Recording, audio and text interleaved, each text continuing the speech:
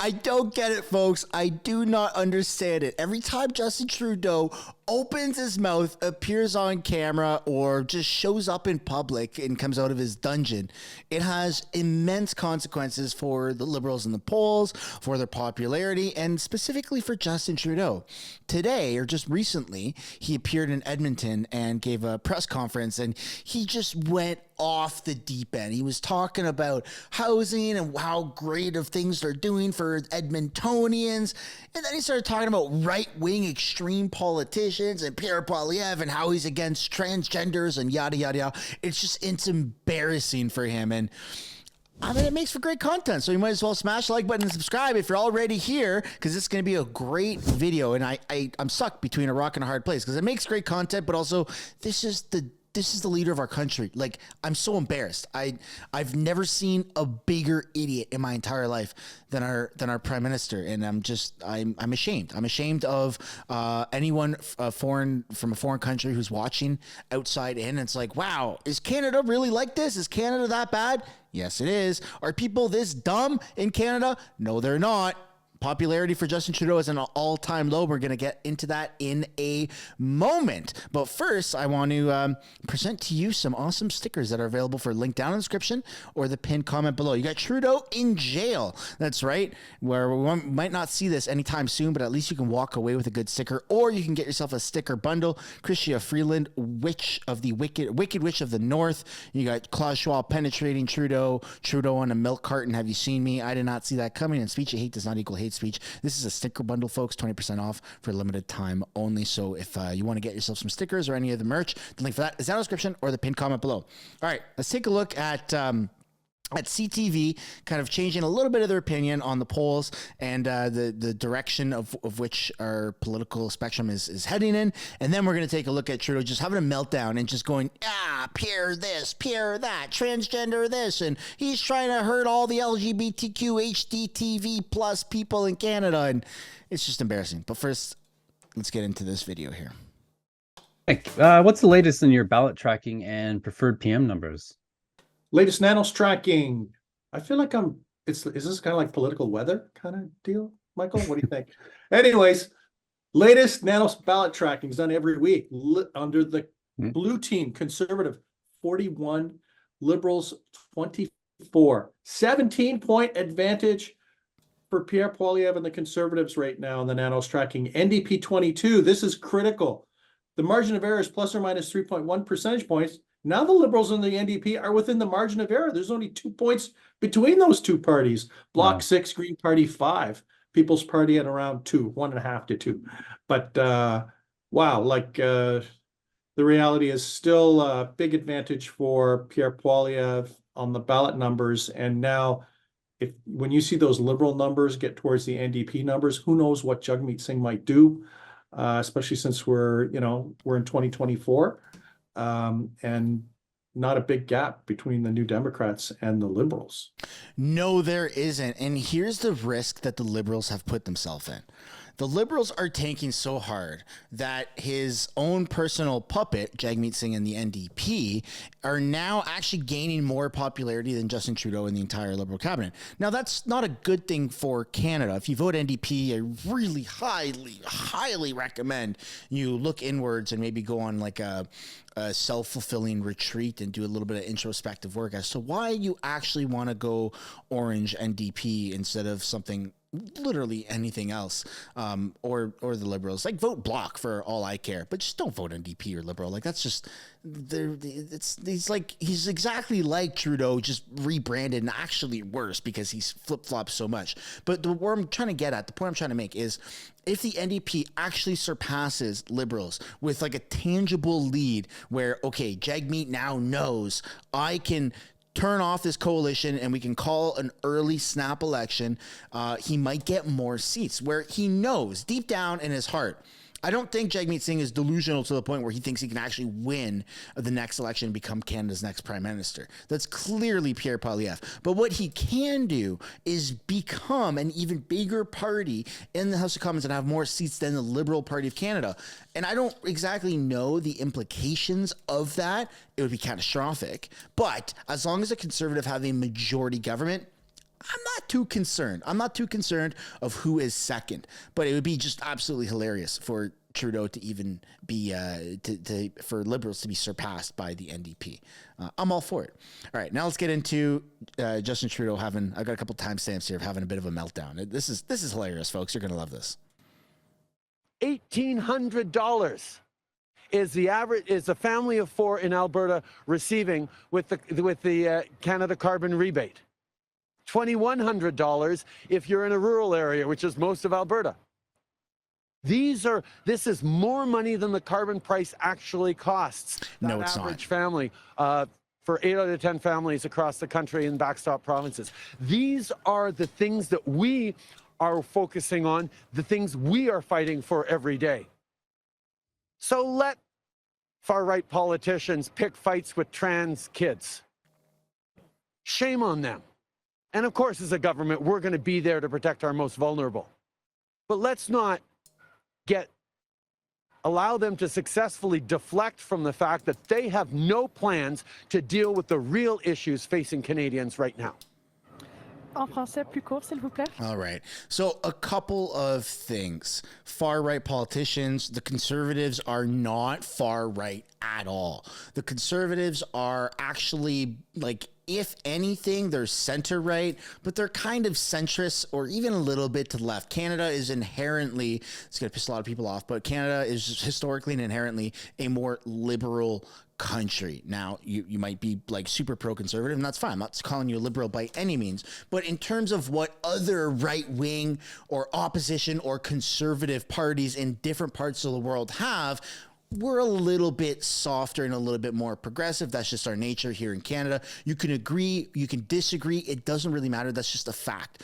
Now, for him to just throw this tantrum and say that Pierre Poilievre or right-wing politicians are targeting trans kids, that's not at all what's happening. I posted a video early on the channel, and we're going to get actually the last clip of this video today. If you want to skip right to that one, by all means, go ahead. It's going to be a recap of what Pierre Poilievre said about the trans situation, of how biological men should be using the men's bathroom and biological women should be using the women's bathroom, and we need to protect our kids. Danielle Smith, the Premier of Alberta, recently said, with about 3 weeks ago, that they're putting a ban, I think it's 17 years of age and under, they're stopping surgeries. And if you want puberty blockers, I think you could start at 16 or 17 in Alberta, but you need parental consent, you need psychologist consent, and you need a doctor's consent. So there's a lot of restrictions and policies that are going in place. And that's not to stop anybody from being who they want to be. That's to protect kids. It's the same reason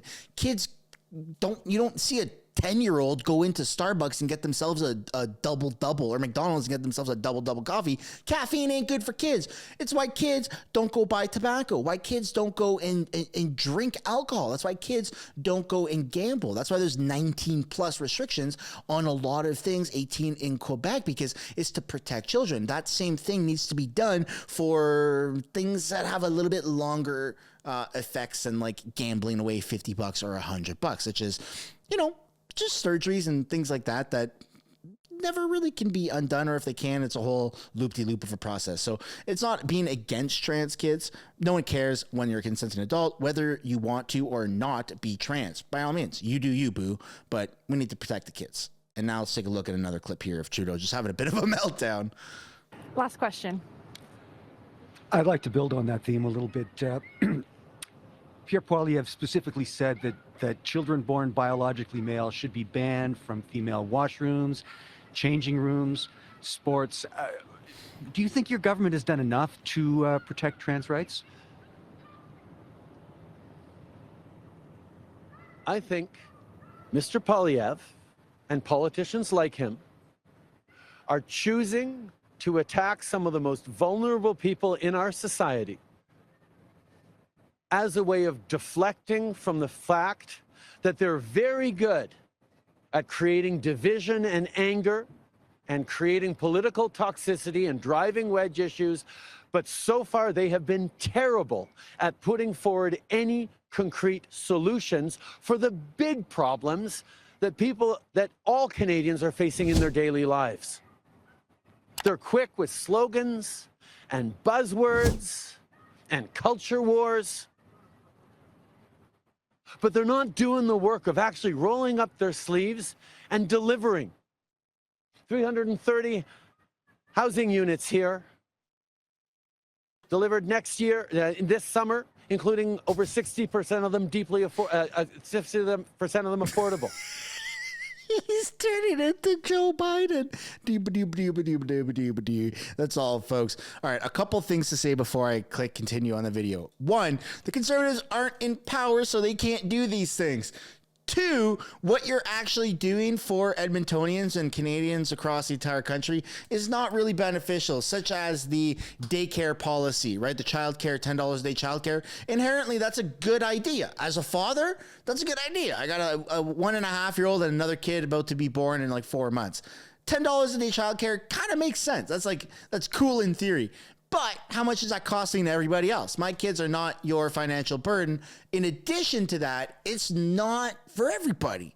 It's not for everybody. And if I were to want to get my kid in $10 a day childcare, there's like a 3-year wait list for the town that I live in with like 60 to 100,000 people. So I can't even imagine bigger populated areas like Edmonton or Calgary or Vancouver or Montreal or Toronto, right? Like it's absolutely insane. It's a very flawed system.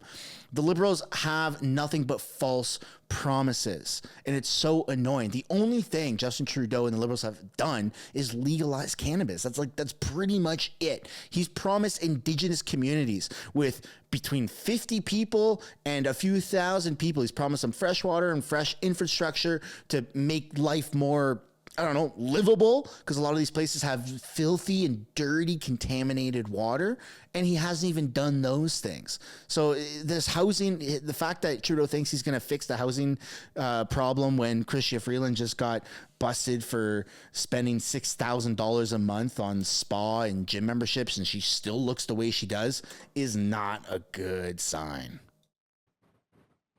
Billions of dollars in investment in childcare that provinces like Alberta are not delivering properly to Albertan families because of ideology.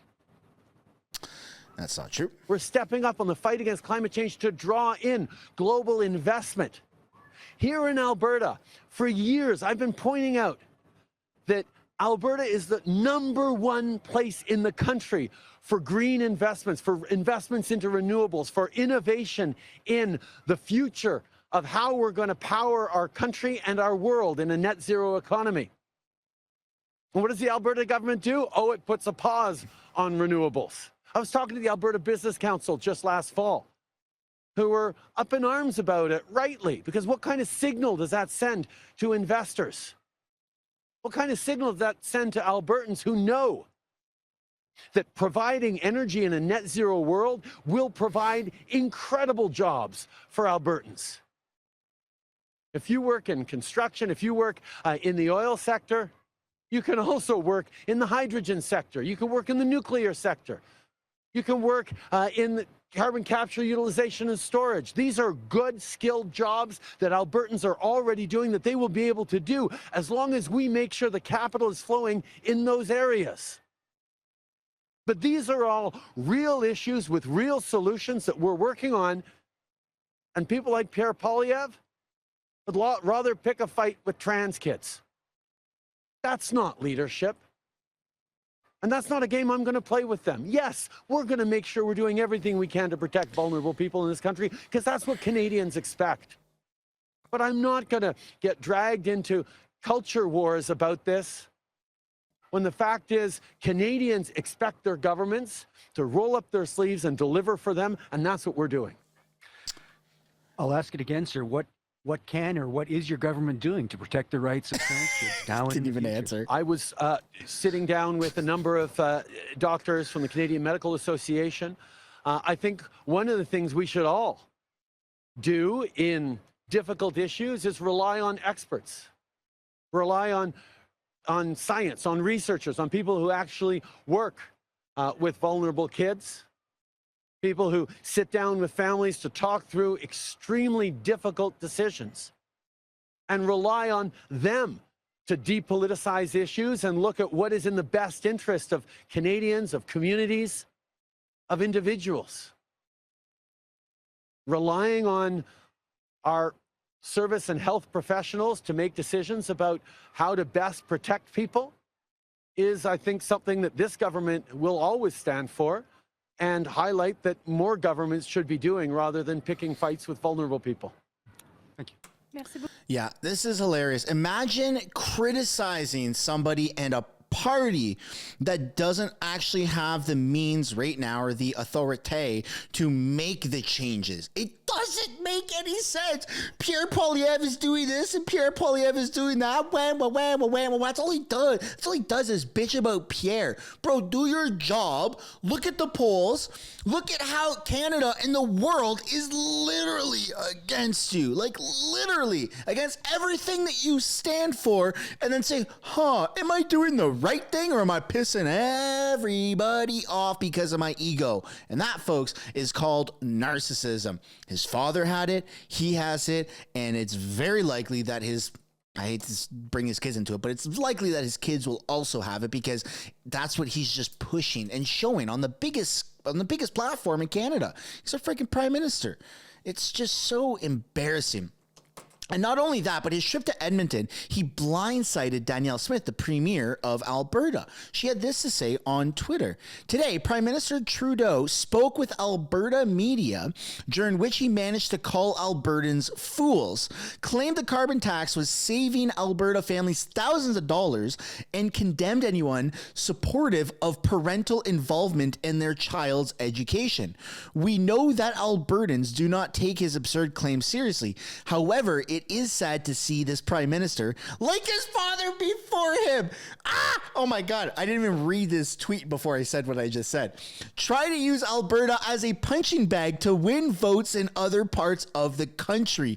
Bro, nobody is, I don't know why I'm saying bro, I'm talking to myself, but nobody is listening to Trudeau and going, I agree with him. He now has my vote.